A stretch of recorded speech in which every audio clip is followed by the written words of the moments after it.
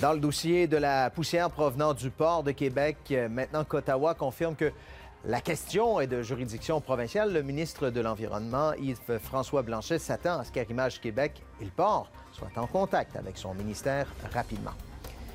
On veut s'y retrouver d'ailleurs dans ces questions de juridiction lorsqu'il est question d'environnement et on va poser ces questions à Maître Jean Barry, il est chargé de cours en droit de l'environnement à l'Université Laval et également administrateur du Centre québécois de droit de l'environnement. Bonsoir. Bonsoir. D'abord, lorsqu'il est question d'air, de fleuves, d'installations portuaires, l'autorité revient à qui? Qu'est-ce qui est d'autorité provinciale et qu'est-ce qui est d'autorité fédérale? Bien, il faut savoir, l'environnement, c'est normal en 1867, au moment qu'on a rédigé la Constitution du Canada, l'environnement, ça n'existait pas, donc il n'y a pas, au niveau des partages de compétences, un article qui dit, par exemple, l'environnement relève du Québec ou relève du fédéral. Mais les matières, par exemple, toutes les matières locales, la propriété privée, les droits civils, relevant des provinces, selon la Constitution de 1867, tout ce qui suit, et maintenant c'est reconnu par les tribunaux à la grandeur du Canada que les lois de protection de l'environnement, les lois générales de protection de l'environnement relèvent des provinces.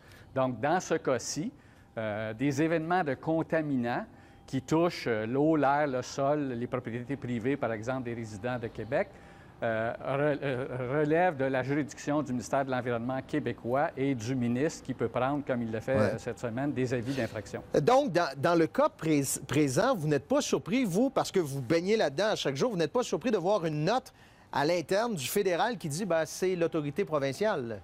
Non. Ce qui est surprenant, c'est que ça a été si long et qu'il a fallu faire passer par des demandes d'accès à l'information pour les obtenir, de ce que j'ai compris. Oui. Parce que, normalement, au niveau juridique, la loi sur la qualité de l'environnement québécois, c'est une loi qui est considérée comme une loi d'intérêt public qui s'applique partout sur le territoire du Québec et à tout le monde qui sont sur le territoire du Québec.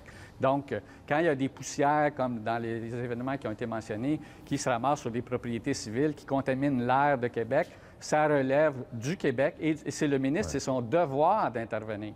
Donc, si on comprend bien, et comme je vous disais, vous êtes un spécialiste de la question, et le port de Québec doit bien connaître ses droits aussi. Pourquoi est-ce que le port continue de répéter que c'est la loi canadienne qui s'applique? Bien, il faut faire une distinction, là. Il y a le port de Québec et il y a la société Arrimage Québec. C'est deux entreprises différentes.